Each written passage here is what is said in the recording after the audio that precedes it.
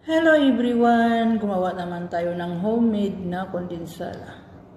So bago kayo gumawa, magpakulo kayo ng tubig ng 2 cup.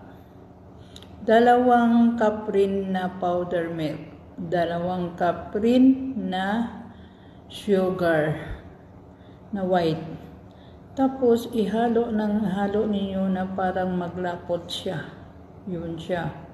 Tingnan nyo ang kanyang pagkalapot, guys. Huwag nyo tigilan sa shake kasi para siyang hindi magbuo-buo. So pagkatapos yan na po, guys, ang aking homemade na condensed. Tingnan nyo, parang nasa lata rin na bumibili kayo sa mall. So nakikita nyo, ganyan siya kalapot. Ganyan siya kalapot. Nakikita nyo yan, guys. So, yan.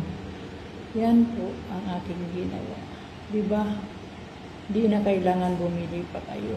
Kung mayroon naman kayo dito sa kusina. Kasi marami kaming milk powder.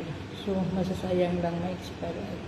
Yun ang naisipan kong gumawa para pag gusto ko magluto ng macaroni salad ay magawa ko. Yan lang po. Maraming salamat.